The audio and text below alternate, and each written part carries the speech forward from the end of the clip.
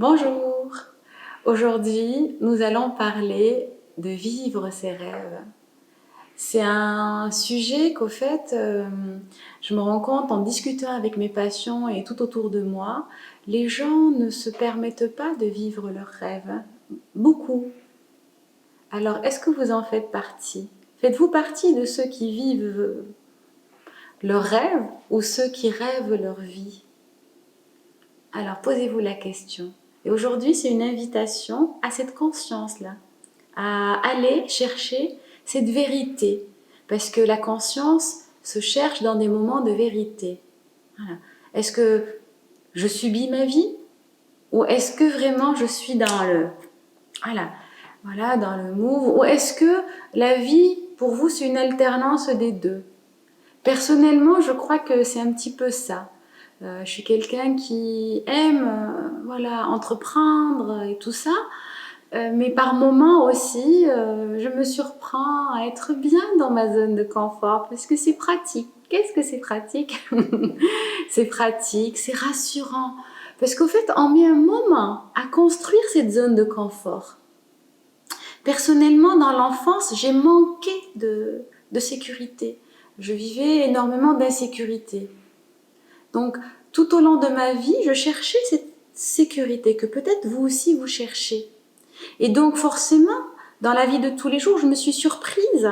On se surprend à protéger cette zone de confort. Et oui, j'ai mis du temps, moi, à rentrer dans cette zone de confort. Parce qu'une zone de confort, elle ne vient pas comme ça. Il faut, un confort peut-être financier, le confort d'un diplôme, le confort d'un projet, le confort d'un couple, le confort d'une cellule familiale, le confort d'une amitié, le confort d'un travail. Voilà, tout un tas de choses.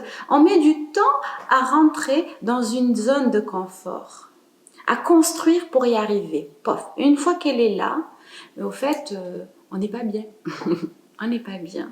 Parce qu'une zone de confort, l'humain, il n'est pas fait pour rester dedans. Sinon, il s'ennuie.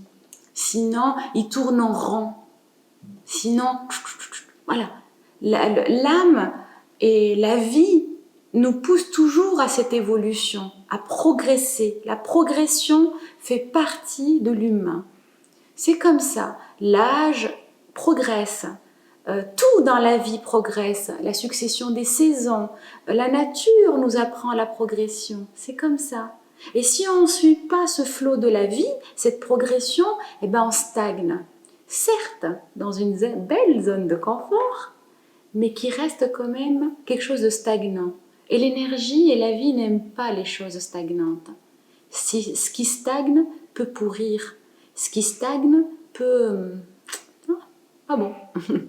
Donc je vous invite aujourd'hui, si vous êtes dans cette zone de confort si agréable pour vous, mais où vous sentez que vous n'êtes pas très heureux, vous sentez que quelque chose vous manque, vous sentez ce manque existentiel, que cet appel de la vie, d'un rêve que vous aviez enfant, ou adolescent, ou jeune, et que vous n'avez toujours pas réalisé. Donc aujourd'hui, c'est une invitation à faire le point et à vous dire quel est ce rêve qui m'anime. Suis-je en train de réaliser mes rêves ou suis-je en train de vivre en rêvant, de rêver ma vie? Posez-vous la question et allez-y. Si vous avez un projet, un rêve qui vous a animé dans le temps, sortez, agrandissez votre zone de confort. Et petit à petit, petit pas par petit pas, allez vers ce rêve qui vous anime. Bien sûr, il faut y aller en sécurité, sécure. Il faut y aller aussi en respectant les autres. Parce que vous savez, ce que l'on fait en écrasant l'autre ne réussit jamais. Il faut toujours faire les choses dans le respect de soi et le respect de ceux qui nous entourent. Le respect, c'est pas forcément leur approbation. Attention, c'est pas forcément avoir l'approbation de l'autre. Mais par contre, ne pas la lui faire à l'envers. ne pas vouloir l'écraser, monter sur sa tête à lui pour réaliser mes rêves à moi. Ça ne marchera pas. C'est le karma. On ne peut pas planter de l'ail et récolter des oignons doux. On ne peut pas récolter, je ne sais pas, ce que vous semez, vous le récoltez. Donc, oui, vivre ses rêves. Oui, aller en chemin pour réaliser ses rêves et sortir d'une zone de confort qui nous, voilà, où on sent qu'on n'est pas bien. Un boulot peut-être qui nous plaît pas, mais on y reste parce qu'on a la sécurité financière. Un couple où on se sent étouffé, où on n'est pas heureux, et on fait rien pour améliorer les choses. Mais en même temps, on reste et on râle et on râle. Soyez pas de ceux qui font que râler leur vie. Râler un peu, c'est pas grave, hein. Mais râler tout le temps, non, non. Il faut être responsable de sa vie, de sa life. Soyez responsable de votre life. Voilà. Donc, voyez, c'est important dans la vie de se diriger vers cette conscience, cette vie qui nous appelle, cette progression, qui nous dit, allez, il faut que j'y aille maintenant. Mais pour ce faire, il faut être connecté là-dedans, dans le cœur. Il faut être en alignement. Il faut se respecter, s'aimer, savoir qu'est-ce qui nous anime, qui on est.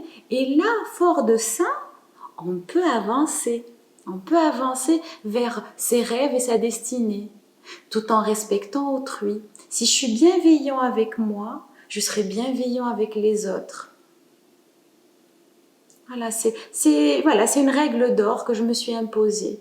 Peu importe ce qui vient de l'autre, si c'est une critique, si c'est méchant, si c'est une trahison, peu importe ce que c'est, ma réaction m'appartient aux événements. Et le plus important, c'est d'être le plus en alignement possible avec soi pour pouvoir l'être avec la vie et avec autrui. Faites ça votre slogan. Si je suis en alignement bienveillant avec moi, ça rejaillira dans ma vie. Et si l'autre, je vous entends de l'autre côté me dire oui, mais c'est pas de ma faute si l'autre il est voilà. Oui, ça lui appartient. Et moi, ma réaction m'appartient. Ma réaction aux événements est, j'en suis responsable, est strictement personnelle. Et je réagis comme moi je veux. Pas selon en réaction à l'autre qui veut m'entraîner dans sa déferlante. C'est comme ça qu'on peut améliorer notre monde, à mon humble avis. C'est en chacun, en étant le plus... voilà, je fais le ménage et je balaye chez moi. Beaucoup de gens s'occupent plus des autres pour pas s'occuper de leur peine. Je l'ai vécu. Mais maintenant, j'ai pris ma peine et mon chagrin et tout ce qui est en moi. On a le bon et le mauvais, c'est la vie, hein, on n'est que des humains. Donc prenons ce qui est de mauvais en nous et transmutons-le. Ne faisons pas l'autruche, il faut qu'on soit vraiment dans la conscience. Vivre en conscience, c'est vivre en vérité. Être honnête avec soi-même pour que l'autre soit honnête avec nous. L'honnêteté, c'est une denrée rare. Tout le monde dit, mais avant tout, êtes-vous honnête avec vous-même? Vivez-vous en vérité avec vous-même? Voilà. C'est une invitation à cette conscience, à cette vérité. Et là, fort de cette vérité, parce que la vérité c'est lumière, fort de cette vérité, je peux avancer vers mes rêves et les réaliser. Et la vie me renverra en écho. Tout ça, elle me le facilitera. Pourquoi? Parce que je suis en alignement avec moi. Et je n'ai fait de mal à personne. Je n'ai écrasé personne. J'ai marché sur la tête de personne. Non. J'ai marché sur mes peines, sur mes colères, sur vos chagrins, sur vos soucis, sur vos points faibles. Servez-vous de vos points faibles comme marchepied pour avancer. vers le meilleur. Il n'y a qu'en étant dans cette conscience, en étant honnête avec soi-même, honnête, vérité, conscience et vérité vont ensemble pour pouvoir réaliser ses rêves. Alors une invitation à être honnête avec vous, une invitation à agrandir votre zone de confort, une invitation à vous diriger vers vos rêves, mais avant ça, définissez-les. Mais pour pouvoir définir ses rêves, il faut d'abord se définir. Qui je suis, où je veux aller. Si je sais qui je suis, je sais où je veux aller. Donc voilà, c'est tout ça, il y a du boulot. Alors, je vous invite, si tout ça vous a plu, à partager, voilà, le diffuser et à vous abonner si ce n'est pas déjà fait. Laissez-moi aussi des commentaires, je ferai un plaisir de vous répondre. Et puis voilà, vivez vos rêves et ne rêvez plus votre vie. Je vous souhaite de passer une très belle et lumineuse journée.